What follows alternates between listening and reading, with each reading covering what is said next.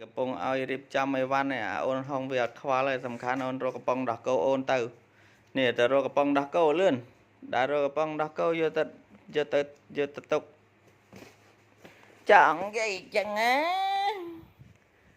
នេះ4 ដងហើយថ្ងៃនេះអាក្បាលក្រូចនេះណែបែរមកប៉ាថតឲ្យម៉ាក់មើលហេ